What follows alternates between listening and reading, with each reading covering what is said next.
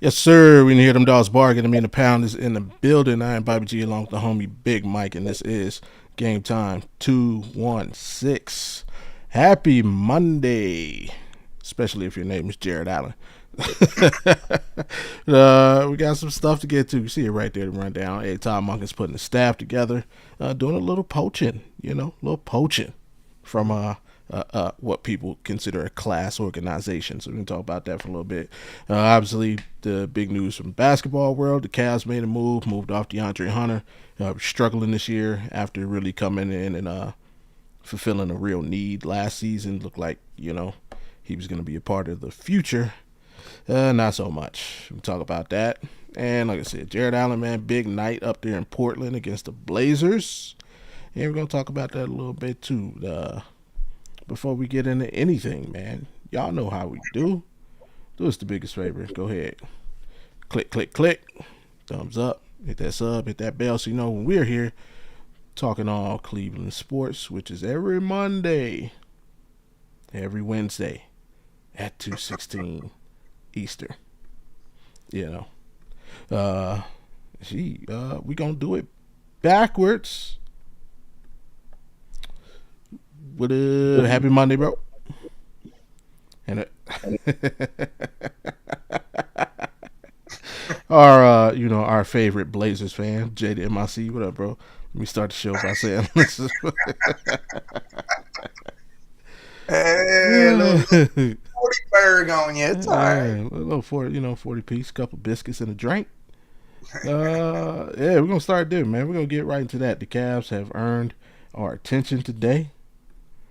So we're gonna talk about them. Shout out to him, Big Ron. It's supposed to be supposed to be working. Hey, we appreciate you for putting your livelihood on the line for us, man. Yeah, That's real. That's real love right there. that is real. Appreciate you. Support.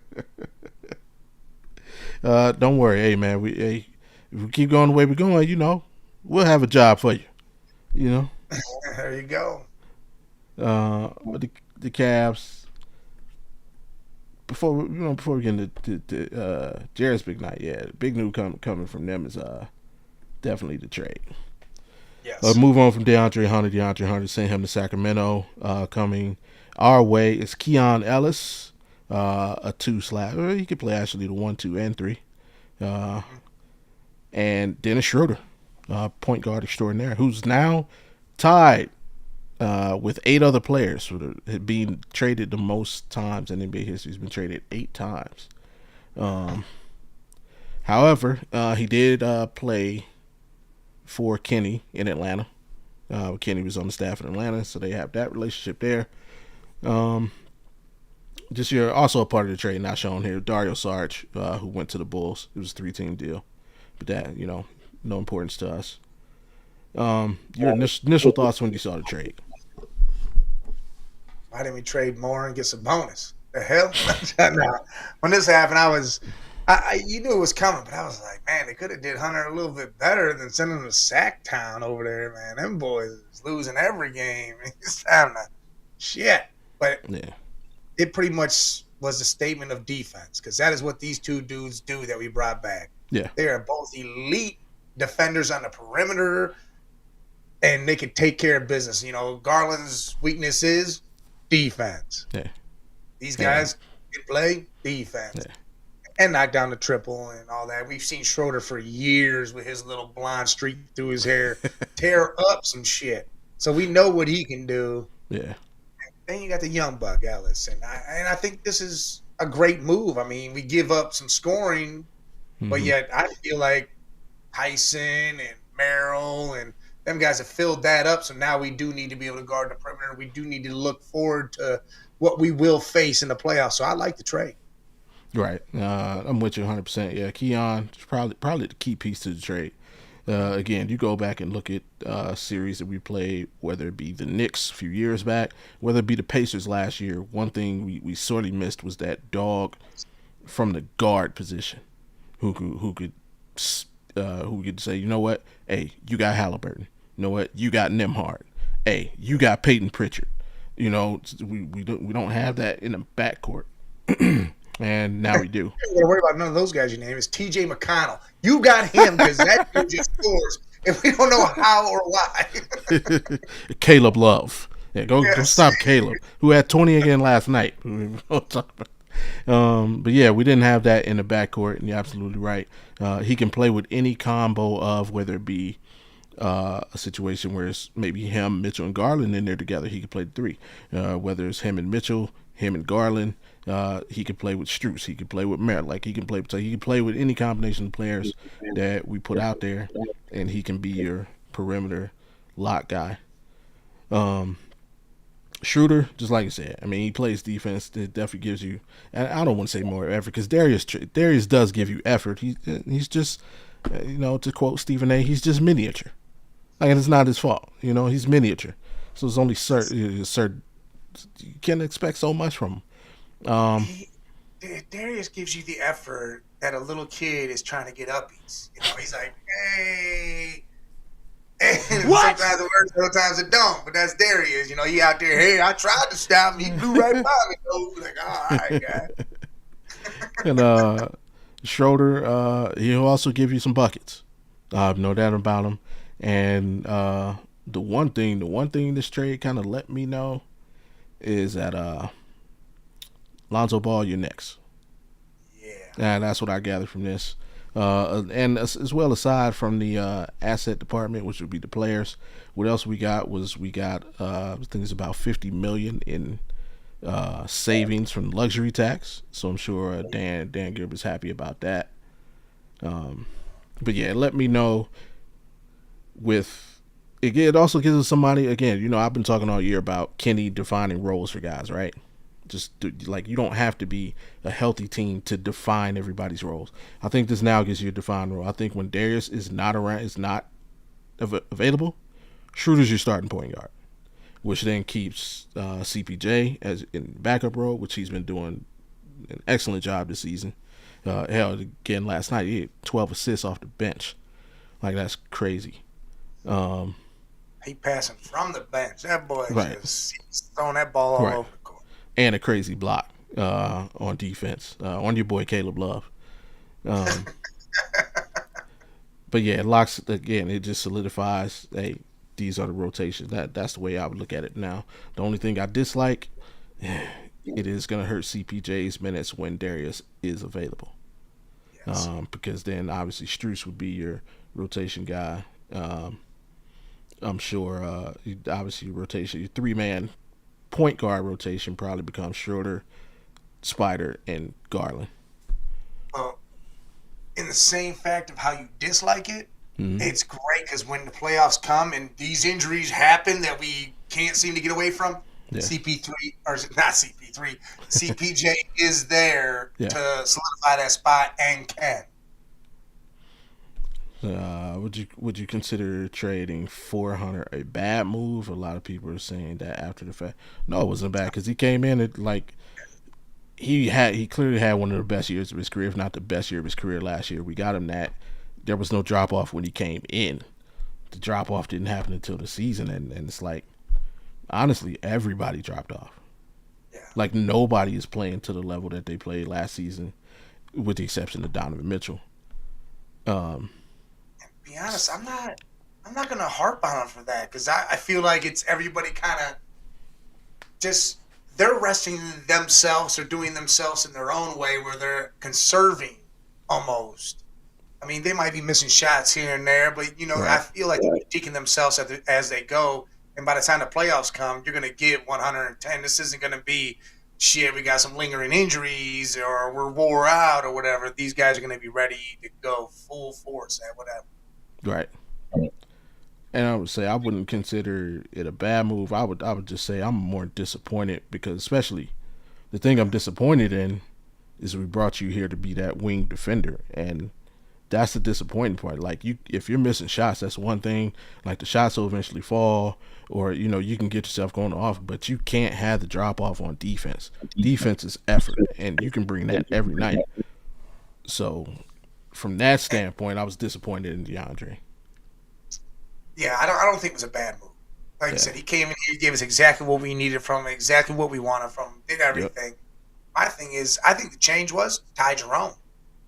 I Mm. think that might have changed a lot of his game and how he was able to do things because I think Ty opened a lot up for him and he felt more comfortable with him around or on the floor or whatever you want to say. So I think that might have changed a lot of what he was doing. Mm-hmm. Because then when he left, now it wasn't that, it was these other young guys who are doing everything that he was doing, and now he feels like he's forced to try to do that. Right. And he's using so much effort on the offensive end that it took away from the defense. Right. I get that. And then, yeah, you could be right because it was almost like a 1A and 1B off the bench, right, last year as opposed to this year. Obviously, with Todd Jerome being gone plus Strus being out, it was, all right, DeAndre, we kind of need you to get 20 off the bench because we didn't know we were going to get this kind of season from Jalen.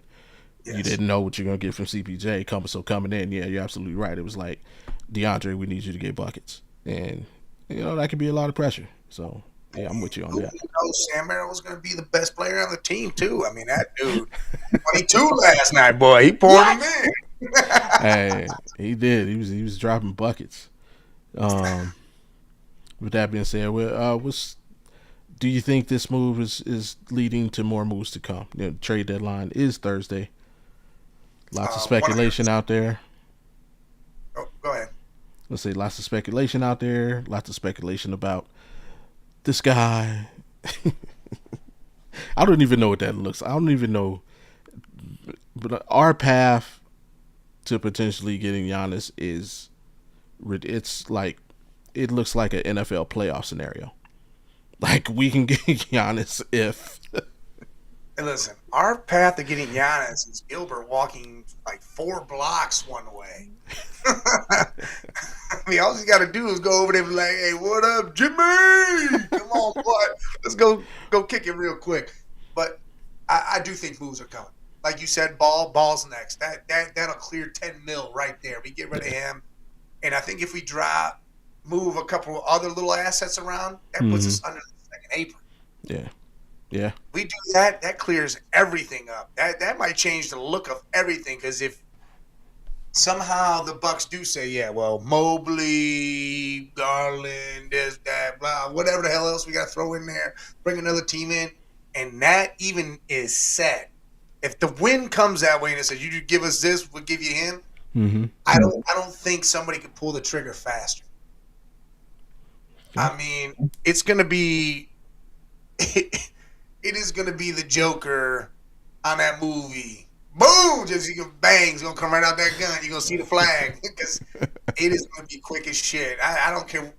I mean, you could probably keep J.A., but if Mobley and Garland are the ones going, and maybe you're throwing Strus in there with some picks or whatever the hell ever, or moving some shit around, I'm all for it. Because if you think about it, Strus' spot has been filled now. Tyson fills that up, and then you just brought in 2 guys that could play 1 through 3, and they're defensive and they shoot threes. I'm not going to sit here and say we can't do it if you bring Giannis with Donovan. Yeah, that looks crazy. Obviously that trade clearly involves Evan Mobley because that's he's the best asset we have. Obviously, you want to try and keep Jalen Tyson, and I mean, quiet as kept now. He's probably a name that teams will try and put in most trade scenarios, especially if they're for, upper tier players. Yeah, I don't know. I think I may try and keep Strus. Get rid of Tyson? No. Not Tyson is untouchable right now for me. Yeah, I got no problem with Strus, but if his name's got to be, if they even mention his name, boom, he's gone. See, I'm not going to sit there and say if that's a deciding factor, that guy's out of here. I'm going to have a skip in the garbage bag and say, see you later, buddy. We'll get your shit sent to you over there. All right. Is there a move you'd like to see that's not a Giannis move? Something you could see the team and let's say we are able to pull off the Lonzo dump. So Lonzo's gone. We got rid of him for a 2nd round pick. So is there any other move out there, not a Giannis move, you'd like to see that could be made at the deadline? I mean, I've always liked your idea of Batum. Mm. Yeah, Dean Wade for Batum. Yeah. Yeah, that. I don't think the Clippers are going to give up Zubac, especially with the way they're rolling right now either. So I don't think they're coming off him. Yeah. Uh, I would maybe try to revisit. Well, no, I guess I wouldn't do that. J.A.'s trying to play his way into not going anywhere. But yeah, the Batum move would be great, especially if it's just Dean Wade. Shit, give him that second we just got for Lonzo. Take all that. Huh? But yeah, because you want to add something else. Because I love, Thomas Bryant. I think he deserves more minutes. I mean, he can shoot the outside shot. He's definitely gonna be that dude that's gonna shut you the hell up when you need shut up. He's like the basketball version of Phillip Rivers. The way he talks shit is like you're like, oh, I don't know, man. This guy's smiling and nice as hell, but he's ready to kill me. Not Phillip Rivers. I mean, I love how Phillip Rivers talks shit. That dude, it's like he's in church, one hand on the Bible, saying all sorts of shit, but God would be cool with it.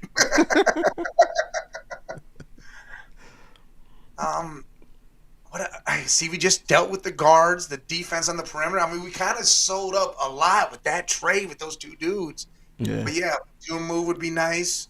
And I don't know if we can move. If we move on from Garland altogether, are able to maybe switch something up, that'd be nice too. I don't know what else we really could. A Trey Murphy. I mean, I don't know what we could do with him, or if that move could be made. I don't know. That'd be interesting. I think that's. I don't think we had assets. He's driving his price up every he is game. definitely playing lights out right now. I mean, I was all happy if we made that move for Hunter, for Rui and Dalton Connect. Like, I was going to be cool with that. Like, all right, Rui's been scoring. That would have been cool. Yeah, that was definitely an interesting setup. I don't know how possible it was or where that came from, but yeah, that was definitely interesting.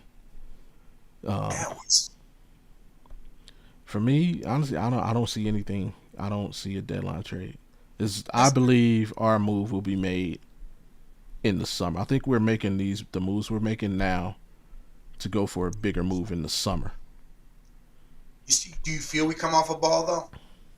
Yeah, we definitely got to get rid of Lonzo. I hope we do. It just makes sense. Well, I mean, not that we don't want to. Do you think we're going to be able to? Is what I'm saying. Like, is there somebody that's going to say, "Hey, I want, we'll take Lonzo on that 10 mil"? Somebody will end up doing us a solid for a potential favor in the future. You know how these GMs are. Hey, you do this for me now. We'll XYZ and sweeten the pot later. Yeah, Kobe, his Rolodex is pretty solid. He's got good relationships with a lot of GMs in the league, and he's got his go-to like Utah. Like, it seems like we make deals with Utah. Like, I think there's a couple of teams that he communicates with frequently, and it's in these. Remember, he's an expiring contract too, so it's not just like a take this on. It's a $10 million salary dump, and the team gets little cap relief. So, yeah, I'm sure he can find some money. But that's another one, and I mean, with that, honestly, I'm warming up more to the idea of taking him. If the Hornets, I mean, I've heard things where like the Hornets could potentially be trying to move off Melo.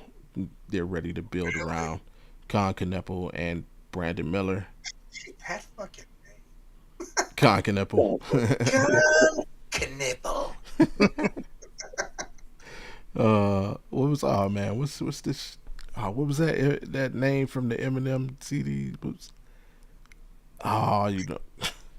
I know who you're talking about. I'm talking about. But yeah, I mean, if that's really a serious thing and that's really something that's being thought about in the Hornets organization, I'm not a fan of small guards. So to have two small guards, and as much as I'm not a super fan of Melo, it's tough to pass on 6 foot. I'm not even. It's tough to pass on a taller guy. I refuse to say that number out loud. So what are you going to trade? Yeah. What would we have to deal with to deal with that situation because I are think they they'd going to be ask interested for in Darnold? Darius. Yeah, I mean, he's a more his game fits more with those two, and I would he's proven he can play off ball. So I would do that. I would. There he is. Bring Lamelo here. He's a taller guard.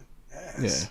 I would now. That's something I would if I were to do that, I would try and do that this week. Yeah, like now. Like yeah, I wouldn't mind having Melo going towards the playoff push. But other than that, if I'm looking towards the off season to make a really big move, got to outdump Lonzo now. Also, the summer opens up. I think it opens up a few more draft picks that we can trade.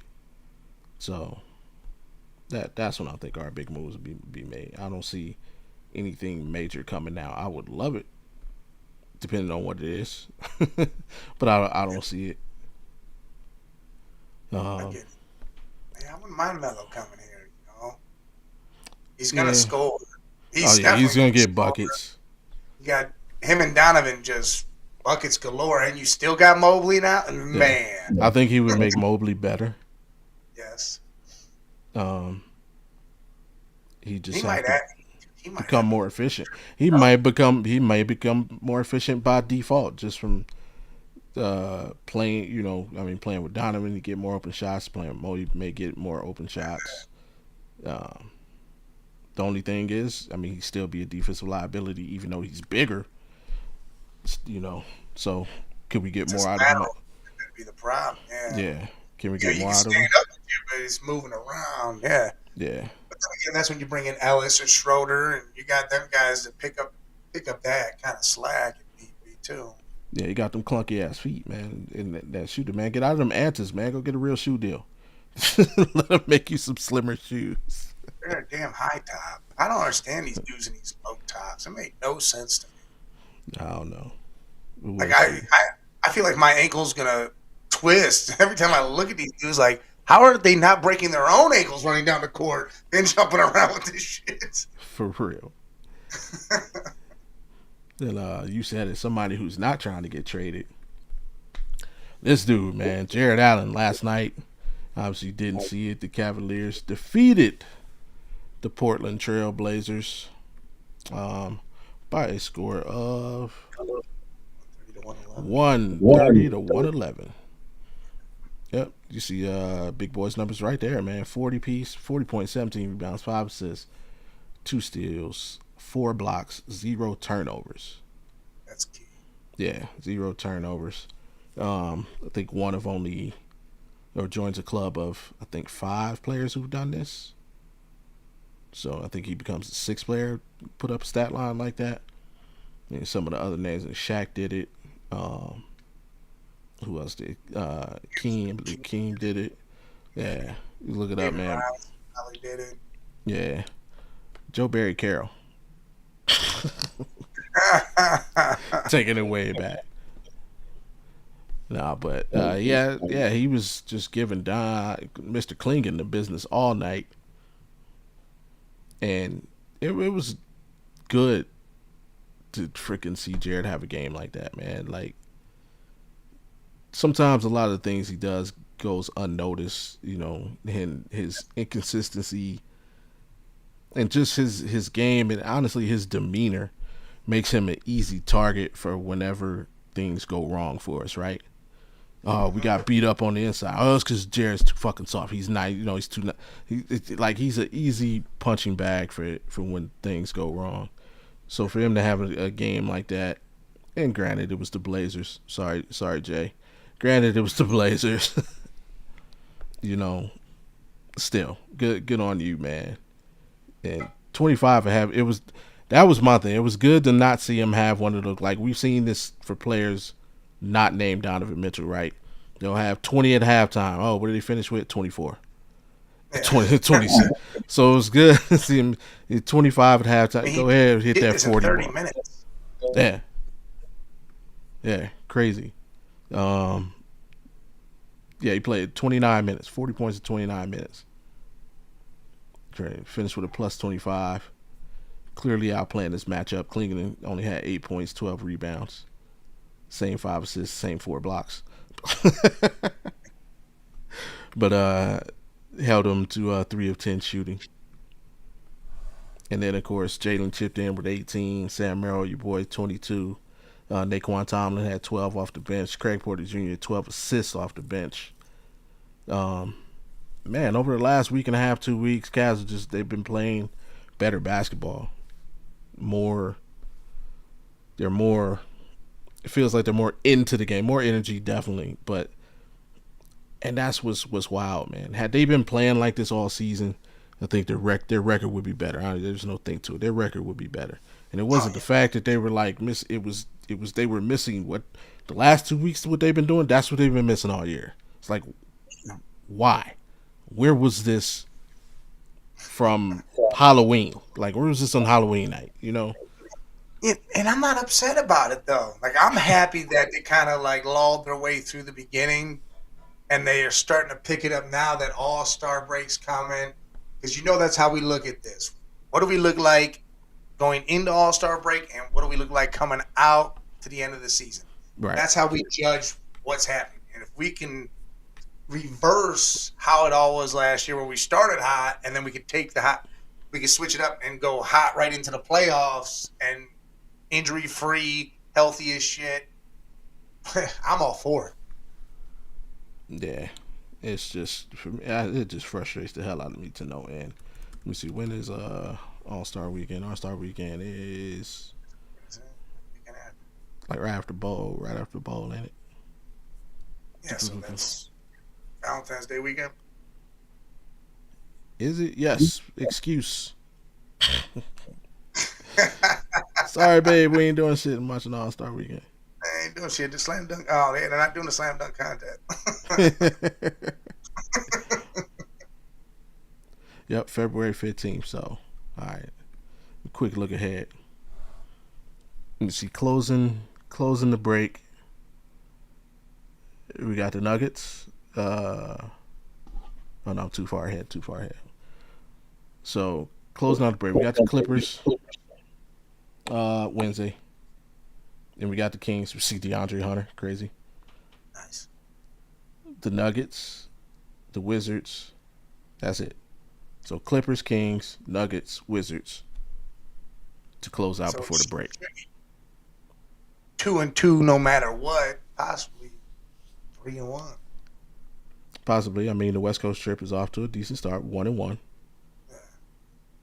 So yeah, I could see. We could close out the West Coast trip. We already got a dub over the Nuggets. That was no joke. Game was there? There was nobody. The only player they had really playing was Jamal Murray, and he had like 40. So. He had to do everything. Clearly, we could beat the Kings. Clippers, I don't know. They kind of like us. They've been playing better lately as well. But out of the four, 2-2. Yeah, we go 2-2, at least. Yeah, that should be the least. Yeah. Now, right out of the break, your first four are Brooklyn at home. Then we go to Charlotte. Then we go to OKC, and then home for the Knicks. Those are your first four out of the break. Again, to a 2-2 split. Yeah. I feel like we beat the Knicks, though. I got no love for the Knicks. I don't think anybody in Cleveland has any love for the Knicks. It's not even that. I don't believe in the Knicks at all. I think they're that team. Yeah. Red Jet. God, when you look at the roster, it's not the same as the Atlanta Hawks back in the day when they were winning 60. But to me, I feel like that's the team they are. They're the Atlanta Hawks. Okay. I believe the Cavs. If you ask me right now, no, I do not think we're coming out of the East as it stands right now. I got to see more. Even though we're starting to play better. Yeah. Yeah, they got to keep playing this way and keep getting healthy. Yeah. Without a step back of an injury to somebody. Once Darius is back around, Strus is here, and we really see this thing in motion a little more. Yeah. Again, everybody healthy come that time instead of, oh, well, this guy's lingering or could be coming back. Yeah, I think we have a good chance of making it happen. But we got to see that first. Also, our break next Sunday. Geez, then second half of the season. Yeah, it does go fast. Like I said, if you put my feet to the fire today, I don't think. We're not doing not the way we've been playing compared to what some other teams are doing. I mean, right now we were a game back of second. I mean, we're right here. Yeah, I think we're in the fifth spot. We're 5 spot. We're tied with the Raptors. The Raptors got the season edge over us, tiebreaker wise. We're what 2.5 out of second. Yeah, that's two or two. Come on now. Because we played for whatever we played like 3 more games than a lot of teams, which is weird. I don't know how the hell that happened. Look at this shit. Playoff Brunson taking the Knicks to the. Listen, no. If that was the case, why didn't he do it the last couple of years? You had the easiest road the last couple of years. Besides, I mean, what the hell happened with the Pacers? You should have went that year. You couldn't. It wasn't happening. I just don't think it does happen. I feel like the team isn't. Again, it's like the Atlanta Hawks. They have pieces. Problem is, can't ever get over that hump. I mean, the Hawks had LeBron to deal with, and they could. You weren't getting through that dude at that time. The problem with the Knicks is, I mean, they got their own turmoil over there. Lately, Karl Anthony Towns has been getting benched in the fourth quarter. Well, that dude, I saw the whole thing where he doesn't even play defense. Oh, no. Over there he's playing no defense. Yeah, like, he's never been that. Period. But this dude's giving zero effort. That's insane to me. Like, you could just get away with just zero effort. Yeah. That's why I feel like he's gonna get traded. He might be gone. Yeah, every team in the East has their issues. Like, there's no clear cut. To me, it wouldn't surprise me if the freaking Miami Heat just randomly got together and got hot real quick, because they've done it before. Just randomly got together and got hot, and then they could end up coming out of it. The East is anybody's game. I think it's gonna be. Orlando. They could do the same thing. To me, it's going to be whoever gets the hottest towards the end of the season and carries that momentum into the playoffs.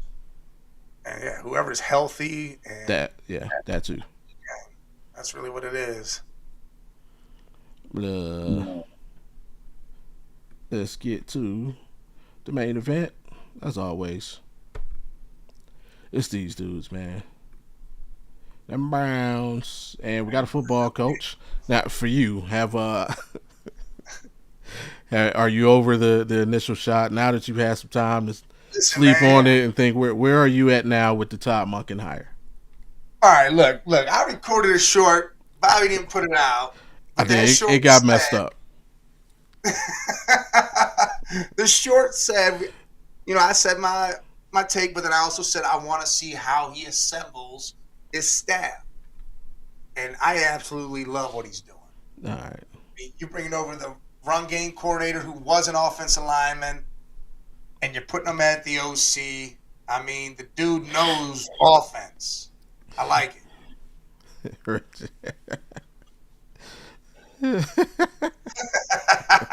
Hey, I'm with you, Red Jet. Absolutely not. But I like that. I like that move. I also like George Warhol, offensive line. I mean, their offensive line's been great. Yeah. I mean, their whole offense has been great the last couple years with Monken and these dudes. Yeah. And then the QB coach, I thought it was Utah he just came from. Maybe that was the pass game coordinator. The QB coach? No, it was UMass. Yeah. Is it UMass? Or was he at? He was. He had been at Utah. Yes, you're correct. And he was QB coach with Winston and all that. I like these moves. I do. Danny Breyer, Glasgow. I mean, what's funny is we keep saying Breyer also from Baltimore. I just didn't have room to put Danny Breyer. He's also from Baltimore. I didn't have room to put him on there. We keep making fun of the whole situation going down in Atlanta, where it's like everybody from 2023 is now on that coaching staff down there. Yeah. Monken literally told Harbaugh, "You ain't taking none of your dudes with you. They're coming with me," and took all of them. Right. Like he said, they're all mine. That's what I like about it. Yes. They all said, because they were all going that way until Mm-hmm. Monken got the head coaching job, and they said they were driving over that way. And they're like, "Oh, hold on, exit to Cleveland." They all went in one direction. They were all riding in the same van and went right to Cleveland. The fact that he has that much pull and respect from these dudes, and belief and hope and everything, makes me feel better about what's happened. 100%. That picture right there makes me feel amazing. That because everybody used to say, "Oh, Shador this, Shador that, no team on, blah blah." That dude literally said it in the video. We were trying to draft you. It's almost like it was destined to be. Here we are now. That means he has faith and belief in that kid, and I love that because I don't want it to be, "Hey, I need my guy." He wanted his ass. He wanted that dude. He already had a dude, so he couldn't say, "Hey, let's draft him this high or something." He had a dude, but now he's got the guy he believes in. He believes in him. Yeah, there's definitely some intent on why I chose that picture. Because I don't want to hear anymore. I don't want to hear about a relationship between this girl. I don't want to hear no racism. I don't want to hear nothing when it comes to Shador Sanders and Todd Monken. I don't want to hear none of it. I'm none of it.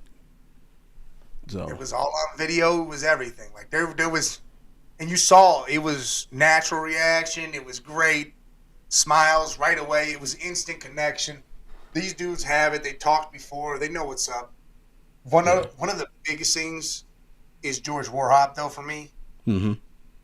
because Linderbaum's a free agent, and True. we would spend the money, and wouldn't he come work with the coaches he'd been working with his whole career? Why not? You would hope.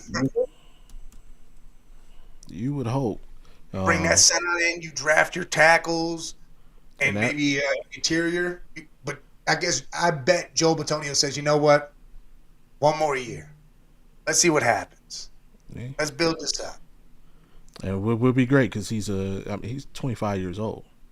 So there's the freaking linchpin for your O-line for the next 10, 15 years.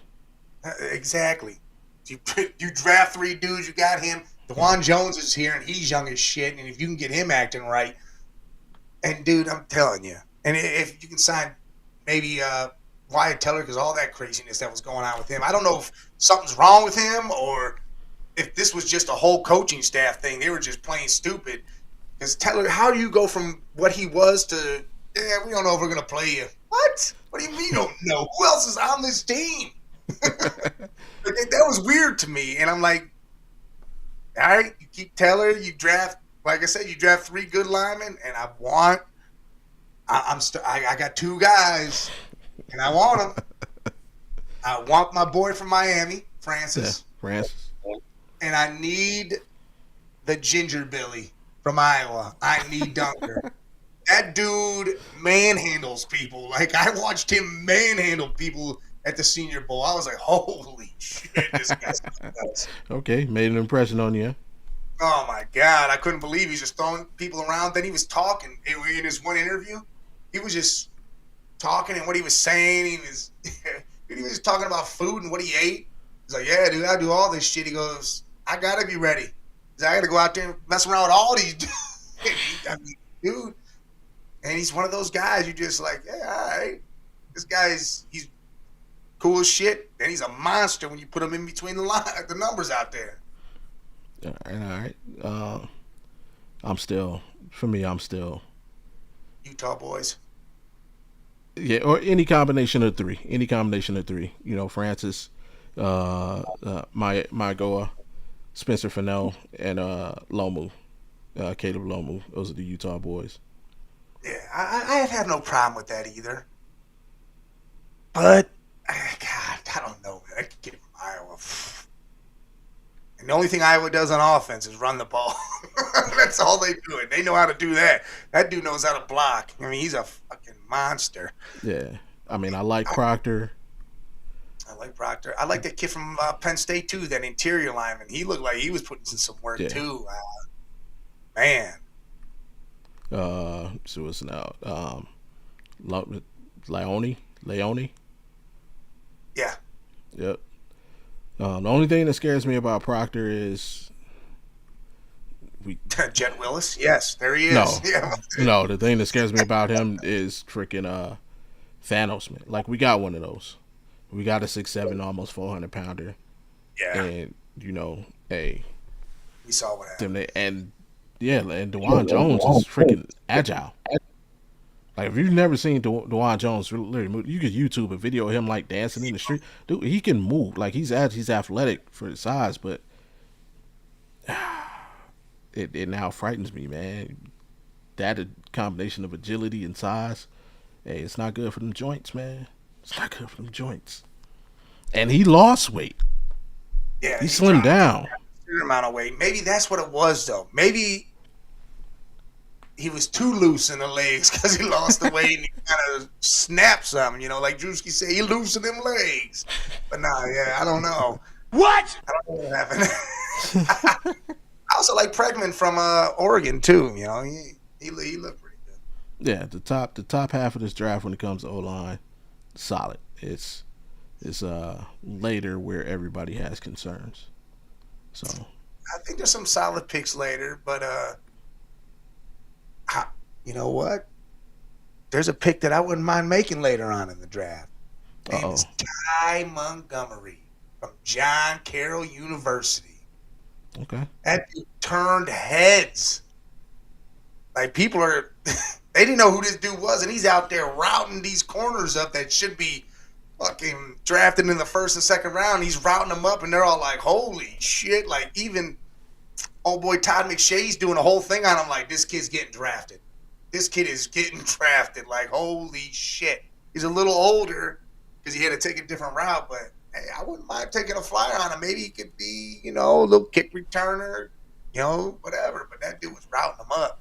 Yeah, which is definitely what we definitely need some money in the return game. But yeah, I'm with you as far as the staff. I love the staff he's putting together.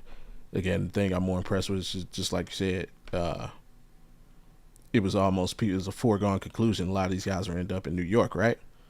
And hell, it was a foregone conclusion that Todd Monken was going to end up in New York. Until it wasn't.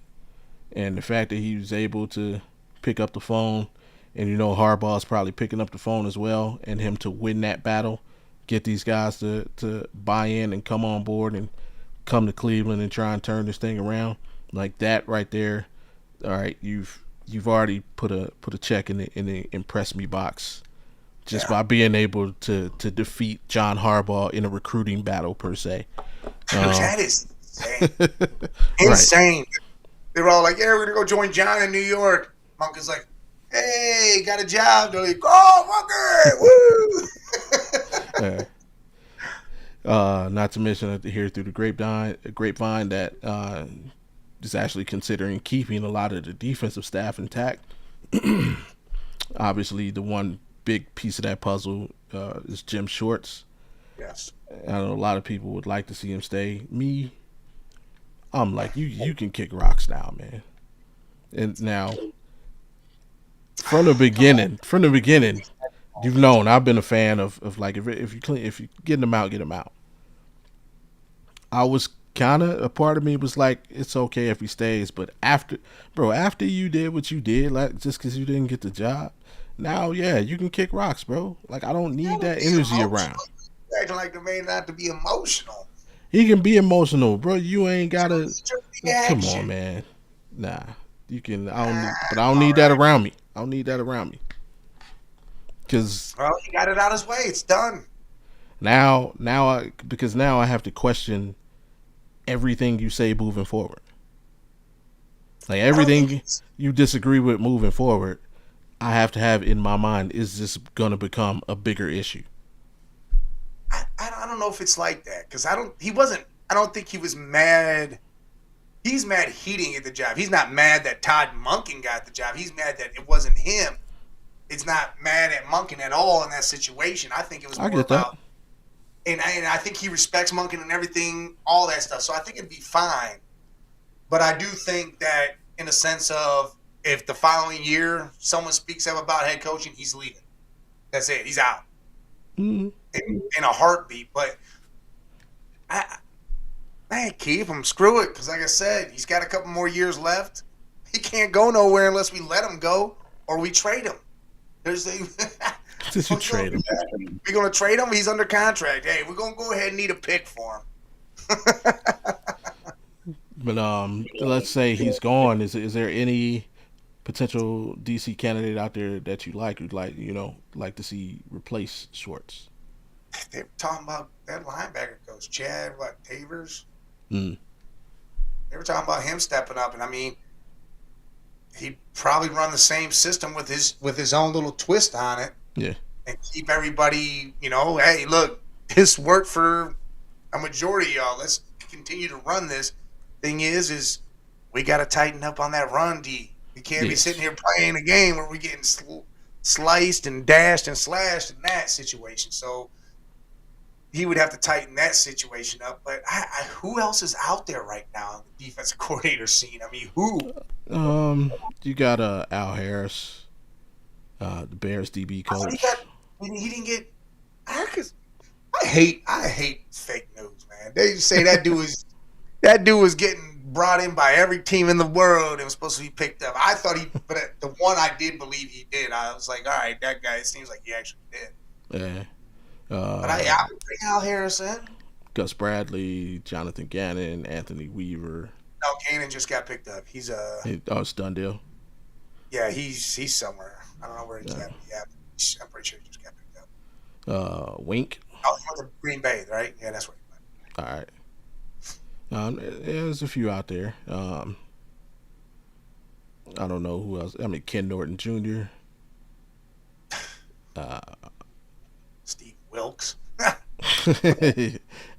mean, Steve Wilkes is actually a solid coordinator. He's out there. Solid coordinator. Now I don't know what kind of scheme all these guys run, but so I don't know who runs like a 4-3 base, because that's gonna be a key. Obviously, we've had success with it. Miles has success with it, so you'd like to kind of keep bring in somebody who can coach that scheme. Yeah. But yeah, I'm cool on Schwartz now. Like I was before, but now it's like all like, bro. You definitely were. You were ready to get him out of here. I don't want him at head coach. I don't want him at nothing. Nah, I was like, yeah, if you're gonna clean house, like go. You were like, you know what, our defense is ranked high this whole time, but throw him out of here. We don't need him. Yeah, now you want it? Nah, man. Come on. You're 60 years old, bro, acting like that, man. Come on, get out. What if he's gone and this defense goes to the bottom of the fucking league? What do you say then? Oh, well, we fucked that one up. if it does that, then like he's the greatest coach in the history of sports, because if he leaves and then Myles Garrett just turns into ordinary. Yeah. I'm not saying Myles turns into ordinary, but the defense. That's what I'm saying, but that would be it. Like, I'll tell you right now, it's a failure if this defense drops out of the top 15. Oh yeah, and I don't see that happening. Out of the top 10, it's a failure. Top 10. I wouldn't say top 10. It can't drop out of the top. It's got to be in the top 10. This defense has to be in the top 10. I wouldn't say dropped out of the top 10 though. Say they finish like 11th or 12th. And I guess it depends on. It would depend on the numbers. Sometimes not a lot of yards separate those rankings. So like if there's a, let's see if I can get a quick number on it. We needed to wear, I don't know. It's like Robin needed to pay Paul type shit. Like, I want to fix the run D, but we fix that, we're gonna all of a sudden slack on the pass D. We're gonna give up more points. This shit. Regular season. I mean, that right there, the offense is already, the coaching staff's already put together. There ain't no one else to come in. All right, why is this chart? There we go. All right, so like this year we finished 4th, right? Total yards per game.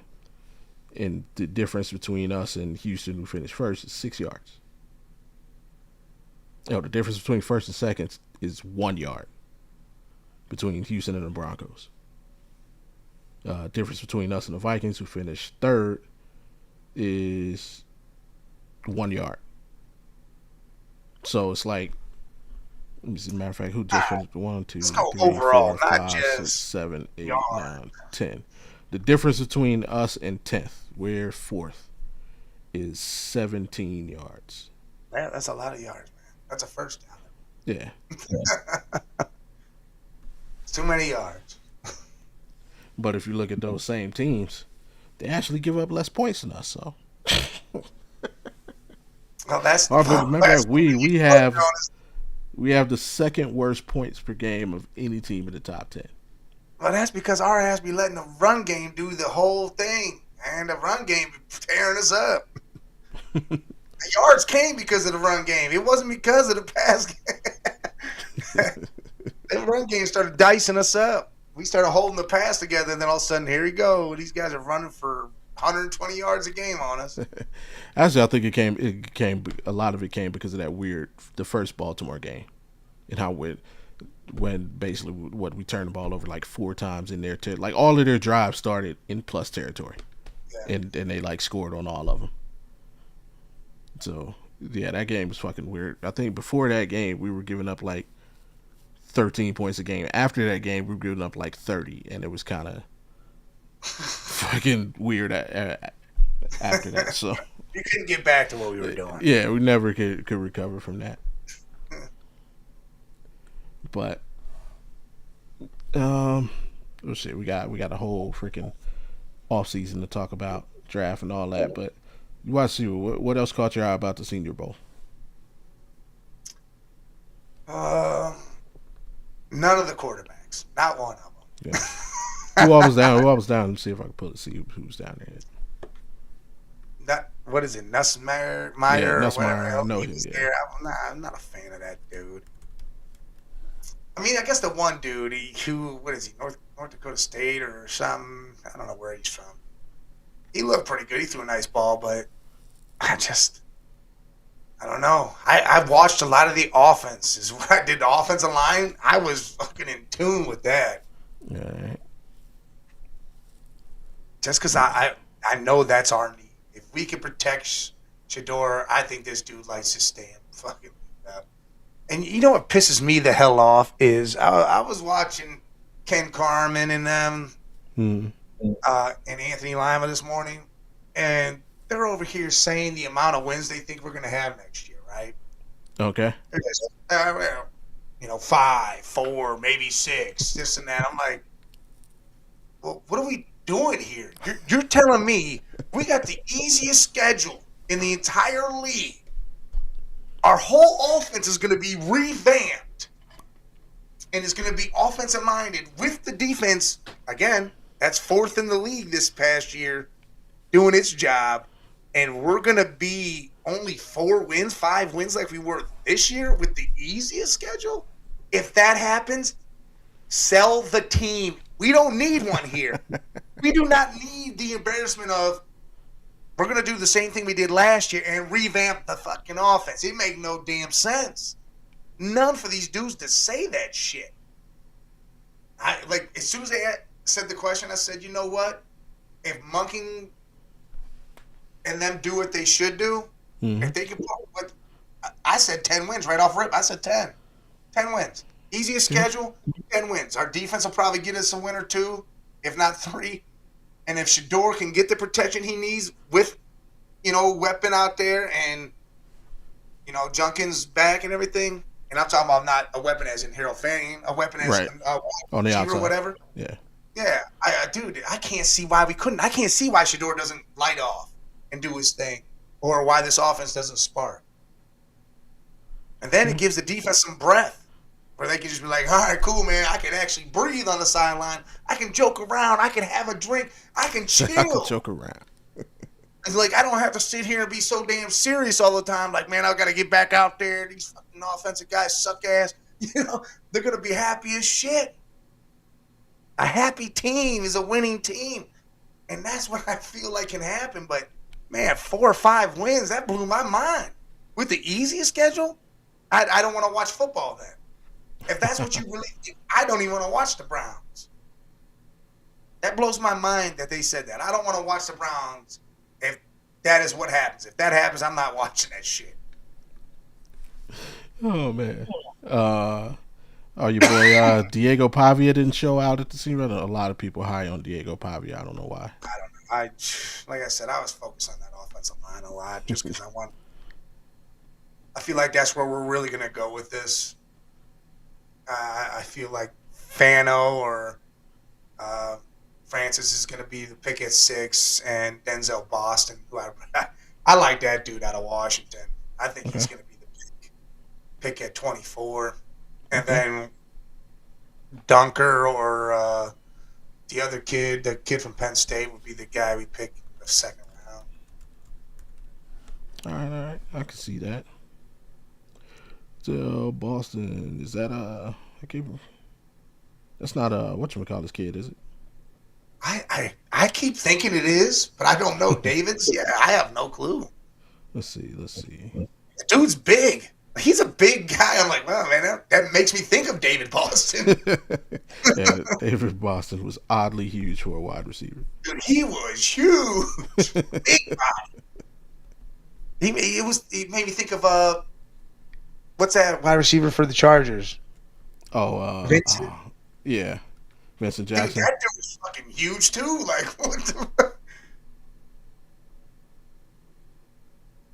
Yes, he is. Yeah, see, there we go. He is. Yeah. Yeah, he might be bigger than his fucking dad was. Dude, it's no, huge. They got him. They got 6'4", 209. No, David Boston was bigger than that. David Boston.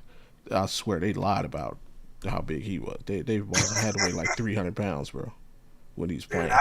Dude, this kid's got some speed on him, hands, routes. I mean, I like that though. I think he needs to be the dude at 24. Yeah, they list David Boston playing a 6'2", 240. Nah, David Boston was like 300. It's like dude wasn't like a sloppy 300. He was put together. That was like 1% body fat. Yeah. Just have Cleveland focusing on O-line and wide out. 10 total picks for the Browns this year. Yes, sir. Thank you, AP. Shout out to AP. Boom, boom. Hey, listen, the first 4 picks, that's exactly what it is. You go O-line unless you take Carnell Tate first, and then you switch it up.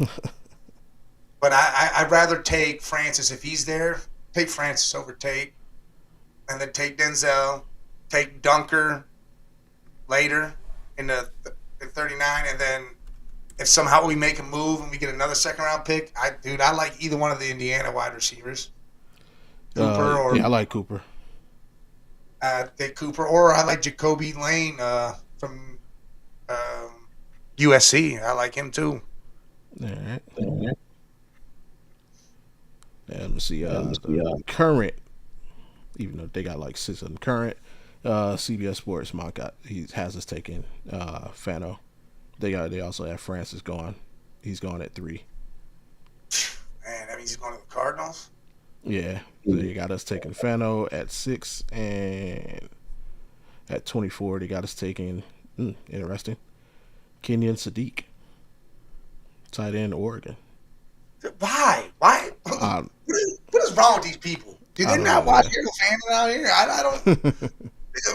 They forgot that we had this dude. Like this dude, Jesus, it pisses me off because I saw them. They have us taking a tight end in the 3rd round on one of these mocks. I'm like, why? Well, I mean, Monken does. He likes to utilize tight ends as well. So I get it, but if we can, would you bring Njoku back on a sweetheart deal if he'll take it? I would, and I've heard. You would? I mean, yeah. I mean, you hear the whispers out there that they're trying to connect this to Isaiah Likely. So whichever one of them I can get for cheaper, I'd bring in. Beast Krills, you are 1,000% right on that one. Them boys over there they're gonna say we suck no matter what. 23 shot. They take a shot on Tate at 4. We'd have to trade up. Well, no, he says 6. Then the next one it says or 6 number whatever it is. See it. B Skrills, shout out B Skrills. Appreciate you for watching, bro. No fanboy losing mentality. it is like, man. I always say this about Browns fans. We either overestimate other people, underestimate ourselves, or underestimate other people and overestimate ourselves. Right? We can never hit that middle ground. Dude, listen, this shit's got me pissed. Like they had me so mad. I was glad that after I heard that shit, I had to leave, and I took a little dude to go. He wanted, he's trying to sell cards and shit. So I took him, get some Pokemon cards and stuff. We Right. opened them up and put them in the cases and stuff that were the good ones. Mm-hmm. We got my hair cut, so I kind of like, brought me down some, and now it's right the fuck back. Oh, I see. Now I want to know what our schedule is. Do we even know? We know who. Obviously, we don't know when. There's now the new potential that I guess we could be playing in Paris against the Saints. That's out there. Look, that's some shit that was just getting talked about while we were sitting here, and I don't know if you heard it, but they're saying the reason why that might have happened is because Shador signed that $80 million deal with that fashion company over there in Paris, and now the NFL's like, well, you know what? Send them over there. I won't doubt that, but also for those that know, like people want to, you can say what you want about the Browns. We're one of the most popular sports organizations in the world, and there are at least 10 Browns backers clubs in Europe. So we actually have a pretty heavy following in Europe. So that's not surprising. But I give you the opponents at home. We got obviously Baltimore, Cincinnati, Pittsburgh. We also play the Texans, the Colts, the Falcons, Panthers, and Raiders at home. Our road opponents will be obviously Baltimore, Cincinnati, and Pittsburgh. And then we got Jacksonville, at New Orleans, which could potentially be in Paris, at Tampa, at Tennessee, at the Giants, and at the Jets. So, why? Why do they think we're gonna lose all these games? Listen, we've always pretty much done 1-1 with our division in the sense. Yeah. A lot of it's been that, especially now. More than ever, are we closer than we could probably win, win all these games in division with everything moving. We've got our own Pittsburgh streak going on. Pittsburgh has lost four consecutive games in Cleveland. See? So, look, I feel like we can go 2-0 on Pittsburgh because they have no clue what the hell they're doing over there right now. Yeah, and they got Mike McCarthy. I'll go 1-1 with Baltimore still because Lamar and Derek. I'll give them the respect of that. Plus, they have some defensive players over there. Okay. Cincinnati, if they do nothing to improve that defense, they could do it in the draft and it still don't matter to me. They better go veteran and go find them players. If they don't, we can go 2-0 on them. We should have been 2-0 on them this year. Yeah. This year, we should have did that. So right there, that's 5 wins. That's 5 wins already. Even if we do 1-1, say Cincy, that's 4 in the division. You're telling me we're going to lose to the Jets? What? You're telling me that we're going to lose any of these other games? I think we can beat the Falcons. We better beat the Falcons at home with Stefanski bringing his ass back. We better absolutely smash that offense to pieces. This defense better beat them so bad. And Shador better light him up. I want 400 yards, 4 touchdowns. I want this dude to go over after the game, shake Kevin's hand and say, "It was you," and then walk away. But, I mean, and then who else did you say? The Colts? The Raiders. We're beating the Raiders. Oh, yeah, that's a win. Dude, before we even left the Raiders and the Jets, that's 2 more added on to the 4. That's 6 right there. Giants could be a dub. Giants could be a dub. Tennessee. Oh, yeah, Tennessee. That's 7. I'm going to give that 7 for sure with a pass. And like Saints. spades of the 8. Well, the Saints? Dude, I'm telling you right now, I don't understand this. Clearly, Houston's tough. The Colts are tough. Jacksonville's tough. And, I mean, division go either way. Like I said, we could potentially go 3-3, 4-2 at minimum in the division. I just don't get where their heads are. Like, but even if you count on the long, say we go 3-3 in the division. If you still, I mean, that's 3. Raiders, Jets, Giants, Titans. That's 7. That's 7 and 10. That's 7 wins. and you're feeling real good about those wins outside of the division. Like, yeah, we are winning these games. Like, Just have us going Sonny Styles at 12 and Avion Terrell at 20. hey, Sonny's a good one for y'all. It's Y'all not a bad need that haul. linebacker.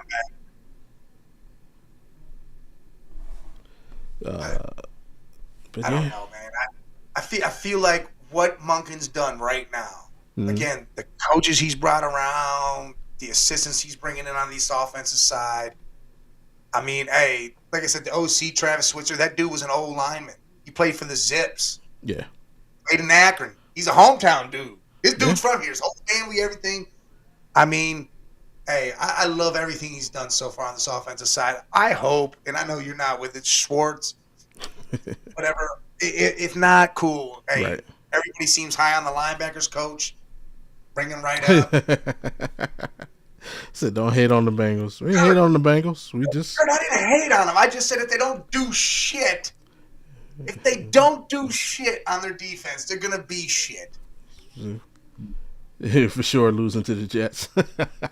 I mean, honestly, lately the way it's been going. Well, you would know, yeah. Well, the Jets game. That was a Dylan Gabriel loss. That wasn't. This offense wasn't right. But even still, you take it back. Hey, Flacco had to come back with it, like the Jets. Yeah, that's just weird. And the ATL for sure loss. Not in Cleveland. Hell no, not in Cleveland, dude. The Falcons have not won a game in Cleveland, I believe, like since the 90s. See, there you go, B. Skrills. I'm right there with you. I don't know about easily. I ain't gonna say 11-12. I'm sitting at in the 7-8-9 range. If the offense, and obviously this depends on how the offseason flows, but if I believe Todd Monken can do with the offense what I think he can do, competitive, say 7-8-9 win team, and that's with no fall off from the defense. There's no way Vegas stomping us. Well, they didn't do it this year. He said he'll give us the Saints in Tennessee. Come on now. Matter of fact, we blew the Raiders out. I was there. They're saying 0-5. As a matter of fact, that game is crazy about the Raiders game. Raiders fans weren't even cheering for the Raiders. They were cheering for the Browns. Listen, Kurt. Don't worry about Bo Nix. He'll be back next year. Yeah. There you go. AFC South and the NFC South plus the Giants as the extra game. And the Raiders. It's 0-5 in the division. So we're going 0-5 in the division. Stop. Are you just being a hater right now? Are you at work? You at work hating? How come you ain't call me in to work? The other thing I like though about the staff he's putting together, because a big thing for a lot of people is his age. People are upset because, and shout out to Tom when he turns 60 Thursday, I believe, or one day this week. And why I like the Travis, I'm with you. I'm on board with you. I like the Travis Switzer hire. I believe one thing that we have sorely lacked in Cleveland is that continuity, right? And continuity, culture, whatever words you want to use to frame it. I believe Travis is in training. I believe he's going to be under Monken to be the next head coach. So, and again, he's played the game. He knows the game. Like he was the run game coordinator for them. So what did they do with the run game the last couple years? I mean, pretty damn good. Yeah. Derrick Henry almost 2K. Yeah. I think they set the single season rushing record for a team, didn't they? Yeah. I mean, granted, when you got Lamar and Derrick Henry, you should be able to do that. True. Problem is that didn't happen before. And That's I what like I'm saying. George How many times Watt. have you not seen it done? Kurt, we won 5 games this year. And to be honest, we should have beat you the first one. So you guys should have been 0-2 versus us. Kurt's a Bengals fan? Yeah. Hey, y'all, what y'all gonna do with Mr. Glass down there? Joe Burrow. Joey B. Kurt wants to trade Joey B for Bo Nix. Man, he hates. He hates the Broncos and hates Bo Nix. He hates. Browns should have won at least 8-9 for real. We should have. Yeah, you're damn right we should have. But We just didn't get that quarterback play. Didn't want to start Shador, and everybody was arguing with everybody. I feel like everybody was arguing with everybody on the offensive side of the ball, like coaching staff wise. Felt like everybody was against each other. It's weird. That whole situation was weird. Very weird. But like you said, everybody's together. That pickup line. Picking up the kids. All right. For sure. He said for sure. Hey, we love it though. We love it. We appreciate it. Absolutely. But the fact that it's all Ravens guys he's brought in, he's worked with these dudes, he trusts these dudes, he respects them, and they do the same to him. It makes it know that there isn't going to be that sore thumb sticking out somewhere, or someone being pissed off over here, or us having a thing saying, "Oh, he should be doing this, not Todd," And it won't be like that because no one's going to give you that feeling. But I love the Warhop thing. Because, again, maybe he can convince some of these big-time linemen in free agency. Maybe we can bring him some money that way and use the money. There's that left tackle in Green Bay. There's a center that's, free agent out of the Ravens. You could bring some shit in here with that. Plus, what do you feel about D-Hop? D-Hop was pretty pissed off how he was used there. But, again, I think he felt like it was a different direction. But he comes here. To me, right away, he's won. I don't think he's won, but over drop ass Judy, you're not seeing. Come on, man. He could be a great mentor to Judy. He put in work here. It wouldn't be he just sitting out there running around looking like a mannequin that just has legs and can move and do nothing else. I mean, he could come in and fill that Jarvis Landry role. I feel like that's what we've been missing in the receiver room. And that would be great. He can do that. He can put production out there. When he's called upon, he's going to produce. Even when he's not called upon, he's still going to get 5 catches a game, give us 50 yards or whatever, and a touchdown or something.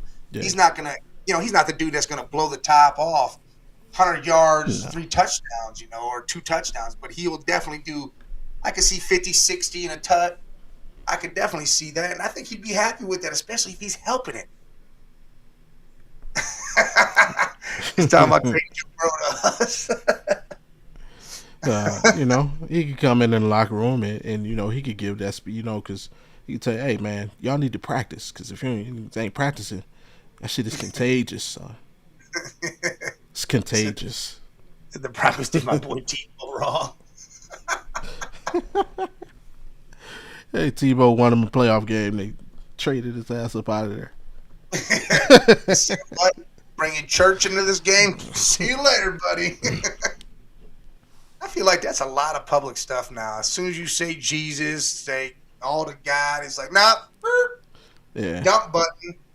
Like, whoa, come on, man. I can't have my beliefs, but we got to worry about everybody else's damn beliefs in this world. Yeah. Like I saw it last night on the Grammy. I thought they was going to cut Jelly Roll's mic off. Oh, my God. Holy, I watched it. You saw it. He knew it too. He said it. He straight said it. He goes, hey, I'm probably going to come you out, but hey, God, I love you. I mean, he said his shit so quick. Everybody else screaming F you and F this and F that, but he says, hey, man, praise God. Click now. You're out of here, Jelly. It's crazy how the world is, man. Hopefully the football guys are on our side for the duration of this offseason.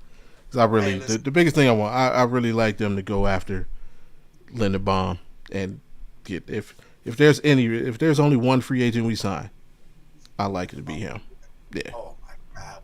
I feel he could help. He would be an immense help. Matter of fact, whoever the quarterback is. Yes. Whoever the quarterback is. You put Lindenbaum there, again, draft 2 dudes. Antonio comes back for a year saying, you know what, I'll make him run with this. I like where it's going. He comes back, maybe even Teller. I don't know. If you bring Teller back and it's a decent deal, it depends. If we draft 2 tackles, I'd be with it. If we draft a guard, I think I'd let Teller walk. I'm with it, but I also just I don't want our backups to be trash cans walking around, you know? True. So I feel like, all right, bring Teller back, and then we at least, if someone got hurt, you know, Antonio or Teller goes out and the guard comes in and he's a dog, all right, cool, he's out there. Yeah. Or like you said, if Francis ends up being a guard and you move him over, that'd be great. And, I don't know. Oh, did you did you check us out on Friday? I accidentally popped this up. I jumped in there and saw something for a little bit, but I had to. I jumped right back out, man. I was asleep by before 9:30. Like whatever she had, I didn't get the full extent of it because I don't really get sick. Yeah. But my head was pounding and shit, and I was like, man, I passed out. Yeah. In case y'all missed it, a few weeks ago, me and Mike actually started a conversation that I continued on my other podcast, Audible on Fridays, the top 10 fictional athletes of all time. And yeah, like I hit a button, my list just popped up, made me think of it. But I did have my honorable mention. So here's the guys that didn't make the top 10, but just honorable mention. Jimmy Chitwood from Hoosiers. All right, yeah. And before I go, the parameters for this, for everybody listening, was fictional athletes that were not played by real athletes. So no Jesus Shuttlesworth, no Leon Badeau, who's played by Shaq, or Butch McRae, who's played by Penn. So it's fictional athletes played by actors. The other thing that I did for myself was no actors who based on real people. So no Boobie Miles. Because Boobie Miles is he's not a fictional character. He's a real person. Yeah. So, Jimmy Chitwood from Hoosiers. He was bucket getter. Yeah, came in there and laid down the law. High school, shout out to you. Came in. I want to play some basketball, but I play. Coach stays. Coach goes, I go. Yeah. Because it's about to run Gene Hackman ass out of town. Yeah, he's about to be gone.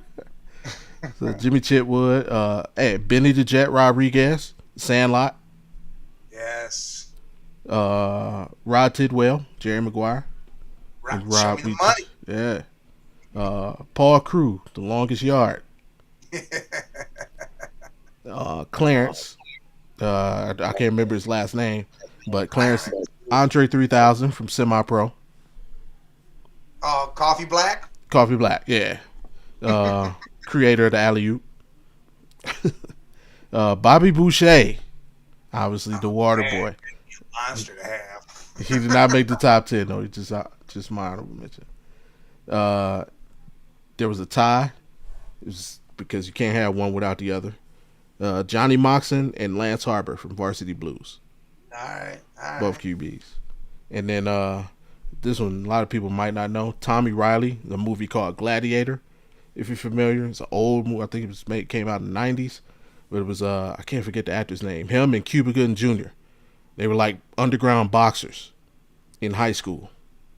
And it's an older movie. It's a good movie. Check it out again. It's called Gladiator. But yeah, he was. But my official top 10 was number 10 was Ricky Bobby. For sure. Ricky Bobby. Hey, say do the co-sign Danny Dimes. Yeah. They should. They better. Yeah. Keep him around and let Riley Leonard continue to learn, because Riley looked good in spurts, but he needs to learn more, and I think Danny will be all right coming back. And if he's not, Riley will step in. I mean, not only that, but do you want to have the same situation that the Vikings are having now, watching Sam Darnold play in the Super Bowl while They fire your GM over that type of shit. right. He took paternity leave for 2 weeks and he let Sam Darnold go. He's out of here. You go. Not only Sam Darnold, he also let Danny Dimes go. Reed Bobby's number 10. Number 9, Stephen Willie Beeman, Any Given Sunday. Amen. Number 8, Wild Thing, Ricky Vaughn, Major League. Number 7, Alvin Mack, The Program. That dude needs to be high. I saw your mom. You stole my mama's car. I'm gonna kill you. Number 6, Bobby Rayburn, The Fan. Oh, yeah. Number 5, Thomas Shepard, Above the Rim. Off the rim. Dropped 36 points in the street ball game Great dog. with some corduroys. He set a fire after that game. His fucking legs. That dude had on corduroys and a freaking Long sleeve polo. not even that. It was thermal. The long sleeve thermal. Number 4, Shane Falco, The Replacements. Yes, Ohio State alum. Yeah. Number 3, Happy Gilmore, greatest golfer to ever live. Number 2, Rocky Balboa. I had to give it to him. And then number 1, still maintain, Steve Nebraska, The Scout. Never seen The Scout, check it out. It's a funny movie. Brendan Fraser played the greatest baseball player ever. Pitched I think it's called an immaculate game. Yeah, he was down in Mexico, right? No, he did that in the majors, in the World Game 1 of the World Series. Oh yeah, yeah. You get him, he's like, yeah. Came up, pitched, started his season debuts, Game 1 of the World Series. 27 up, 27 down, 27 strikeouts, 81 pitches, 4 home runs. That's insane. Never in your life did you ever catch that type of shit. His fastball was 110. Yeah, and that time you wasn't. Yeah, back then you wouldn't hit 110. Nah, hell no. Hopefully we can get some of those, somebody who plays like fictional athletes up on the Browns next year. We'll see what happens with that. Shit. Get him on the Browns. Get him on the lowest payroll in baseball because they declare we do have the lowest payroll in baseball. But you know something I heard, and I don't know if it's true. I'm gonna assume it's true because the person that said it is usually accurate.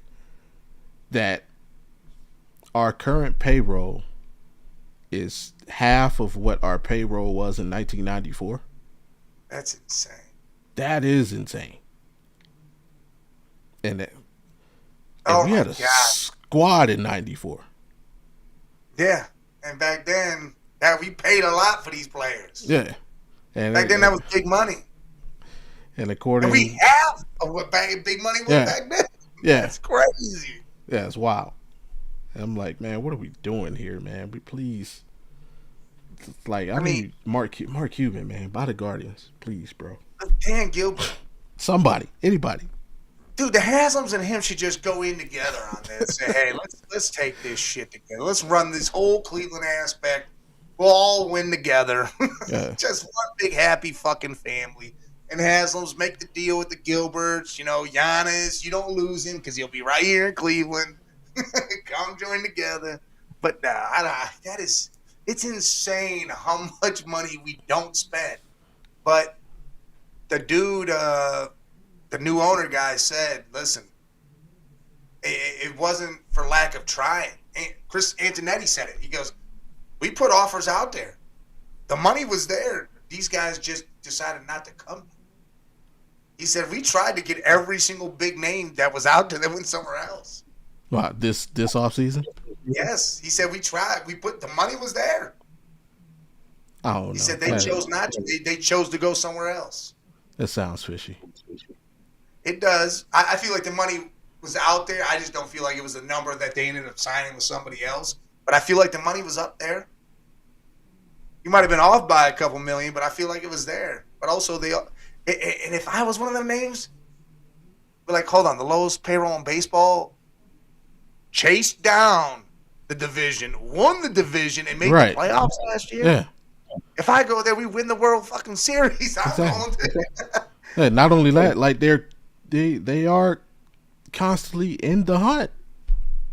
For no reason. They don't deserve to be in the fucking hunt. And we somehow manage to wrangle up players. It's almost like the major league movies is real. Yeah. These dudes just went and picked off that guy. They held tryouts and put these dudes out there, and fucking somehow they come together, they chase down and win the division.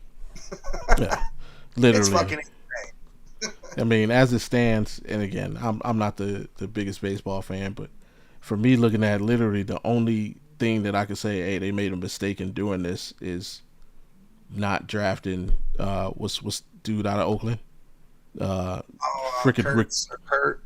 Yeah, Nick Kurtz. Yeah, not drafting him, and I mean that's really to be determined because we haven't seen Banana. Banana. We haven't seen him play yet. Well, I'll call him by his real name when I see him play. Yeah. He's worth our pick. But other than that, like that's literally the only thing you say that they screwed that up. Or maybe you could say trading away Naylor. The brother. Splitting up the brother. You traded the wrong brother.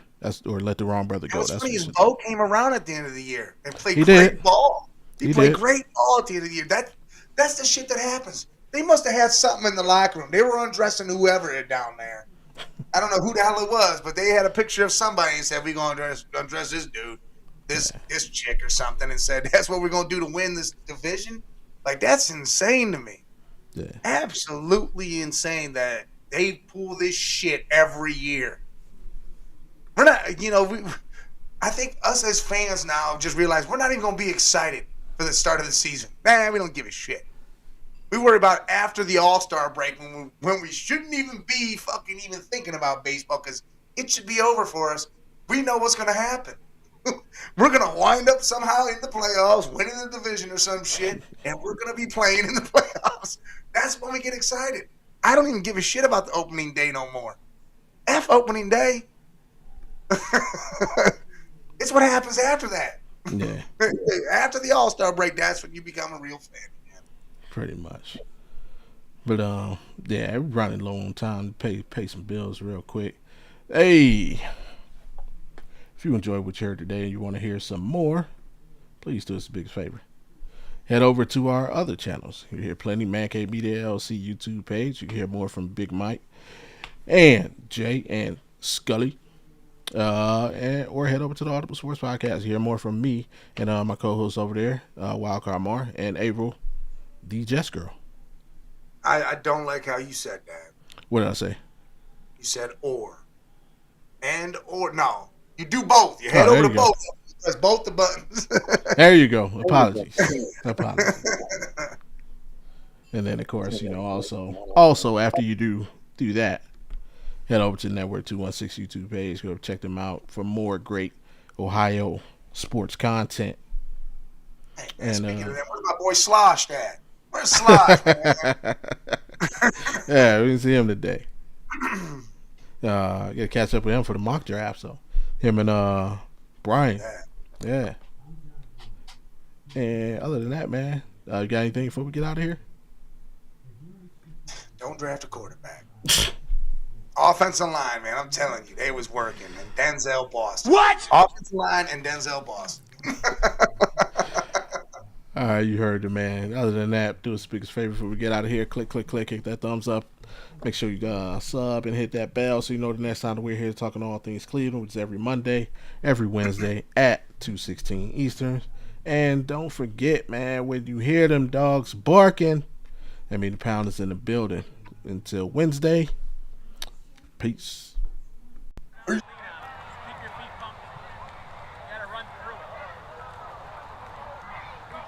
Yeah.